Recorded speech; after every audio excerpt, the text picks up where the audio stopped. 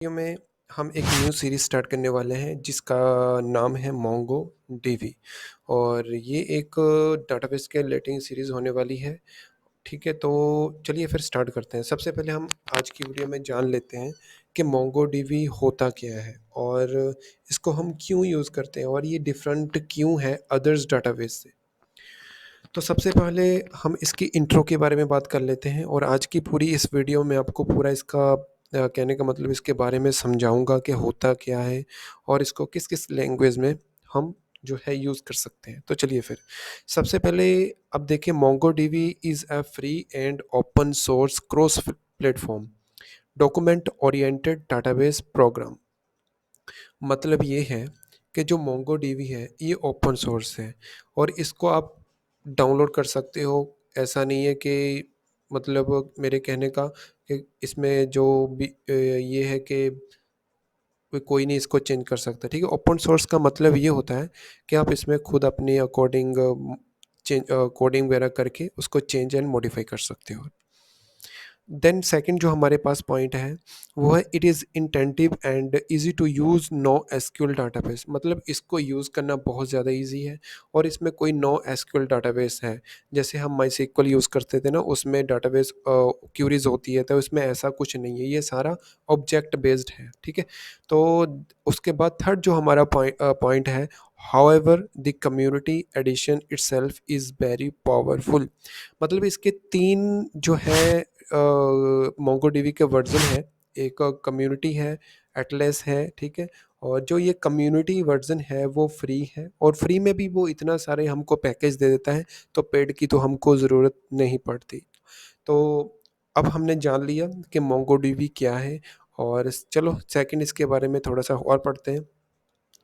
अब इसकी हम डिफरेंस थोड़ा सा देखते हैं कि एसक्यूएल में क्या डिफरेंस है और मोंगोडीबी में क्या है। देखो, सबसे पहला जो हमारे पास पार्ट आ जाता है वो है डेटाबेस। देखो, डाटाबेस एसक्यूएल में भी है, डाटाबेस मोंगोडीबी में भी है, ये दोनों वैसे तो डाटाबेस ही हैं। और सेकंड जो हमारे पास पॉइंट आता है वो है टेबल।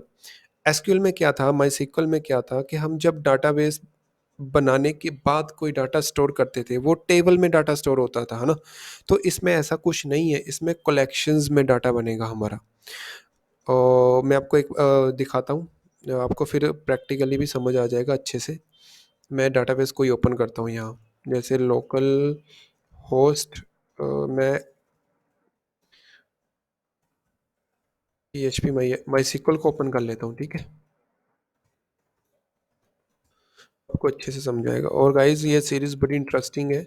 और जो मोंगो डीवी है वो टू था, ये न्यू तो नहीं है बट 2010 में ये जो है लॉन्च किया गया था। बट आज के टाइम में ये सबसे ट्रेंडिंग एंड पॉपुलर डाटाबेस बन चुका है। और अगर आप लेटेस्ट प्रोग्रामिंग कर रहे हो, जैसे मैं आपको बता दूँ, रिएक्ट कर रहे हो, जावास्क्रिप्ट कर रहे हो या कोई एप्लीकेशंस पे काम कर रहे हो, तो सबसे ज़्यादा कंपनीज मोंगो डीवी को ही प्रेफर करती हैं। तो इसलिए आपको ये आना बहुत ज़्यादा ज़रूरी है। ठीक है, तो अब देखें, ये है टेबल, मेरे पास एक यूज़र नाम का टेबल है। इसमें डाटा जो स्टोर होगा वो टेबल फॉर्मेट में डाटा स्टोर होगा। ठीक है, आप समझ गए ना। बट उसमें डाटा ऐसा स्टोर नहीं होता, उसमें जो डाटा स्टोर होता है वो कलेक्शंस फॉर्मेट में होता है। वो आपको मैं नेक्स्ट स्लाइड में बताऊंगा कैसे होता है। और चलिए स्टार्ट करते हैं आगे। उसके बाद इसमें एसक्यूएल की अगर हम टर्म देखें तो इसमें जो डाटा स्टोर होता है कि वो रोज़ में होता है। बट इसमें जो डाटा स्टोर होता है वो में डॉक्यूमेंट्स में होता है। जैसे डॉक्यूमेंट में बीसन फॉर्मेट में होता है। बीसन में आपको बता दूं एक है, जो कि मेरे कहने का मतलब ये है कि वो रिलेटेड जेसन के ही है। मतलब वो जो सारा उसका फॉर्मेट शो होता है वो रिलेटेड उसी के साथ ही होता है। और उसके बाद एसक्यूएल की टर्म की हम बात कर लें तो इसमें कॉलम्स आते हैं। डाटा जो स्टोर होता है वो रोज एंड कॉलम में आपको पता है स्टोर होता है। बट इसके में इसमें फील्ड्स में डाटा स्टोर होता है, वो भी मैं आपको बताऊंगा। अब देखें नेक्स्ट स्लाइड, अब इसमें आपको अच्छे से क्लियर होगा। अब देखिए, ये है हमारे पास एसक्यूएल, जो मैंने अभी आपको एग्जांपल दिखाई कि एक स्टूडेंट का नाम का टेबल है और एक मार्क्स का टेबल है, ठीक है। सबसे पहले हम स्टूडेंट को बता दें, इसमें देखिए आईडी है, आईडी 1 है, नेम है, और ये देखो ये हमारे पास एक रो होगी, ये हमारे पास कॉलम होगी, मतलब डाटा रोज एंड कॉलम के फॉर्मेट में जा रहा है।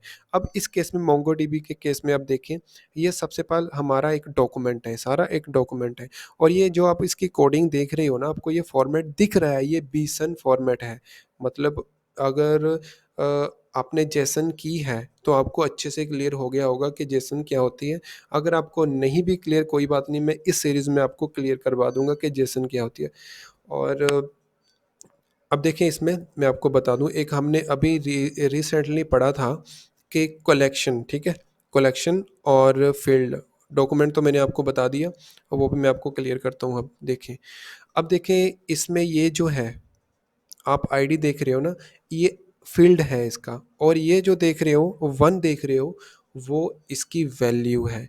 मतलब डाटा इसमें जो स्टोर होगा वो डॉक्यूमेंट फॉर्मेट में होगा, बीसन मतलब जो हमारा फॉर्मेट है, और किस रो में जो डाटा जाएगा, मतलब उसमें टेबल और रोज के फॉर्मेट में डाटा जाता है, और इसमें फील्ड की फॉर्मेट डाटा जाएगा। और मैं आपको एक और बात बता दूं, ये क्यों यूज़ होता है मोंगोडीबी सबसे ज़्यादा।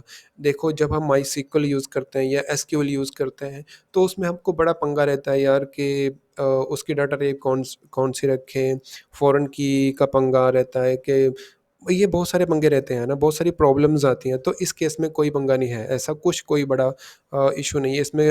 डाटा बड़ी इजी, मतलब बहुत इजी वे से स्टोर होता है, तो इसलिए ये सबसे ज़्यादा पॉपुलर है। और इसको अगर जावास्क्रिप्ट में आप ऑब्जेक्ट बना के भी इसको यूज़ कर सकते हो, और इसके साथ अच्छे से खेल सकते हो। जैसे आपको, अगर आपने जेसन की है तो ठीक है, आप इसको ईज़िली मतलब जावास्क्रिप्ट में अपना डाटा स्टोर करके इसको यूज़ कर सकते हो, ठीक है।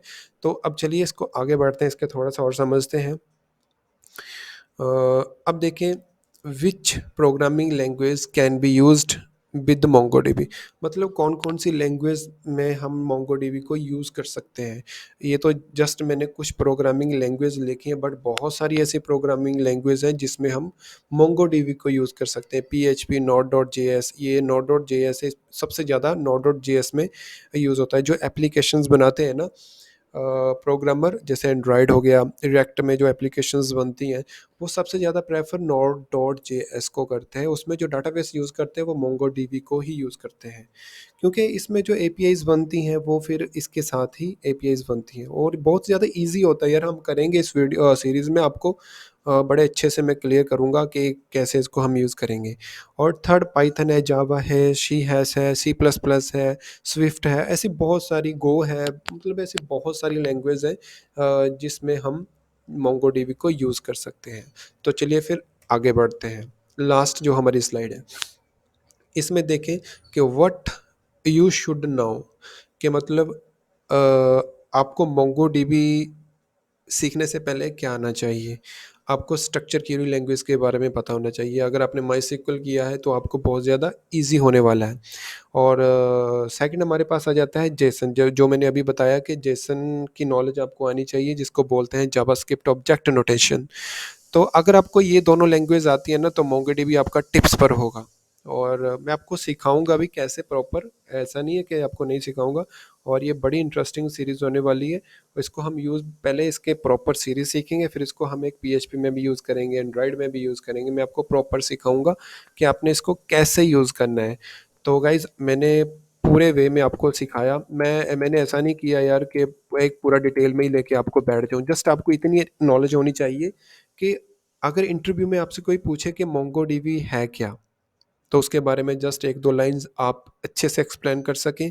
और ठीक है, जो मैंने अभी 3-4 पॉइंट्स आपको बताए, और उसके बाद आपने इसकी टर्म्स, अगर कोई इंटरव्यू में पूछता है कि डिफरेंस क्या है, तो डिफरेंस भी आप ये बता सकते हो कि जो मोंगोडीबी में डाटा, एसक्यूएल में डाटा स्टोर होता है, वो टेबल के फॉर्मेट में विद रोज एंड कॉलम के फॉर्मेट में होता है।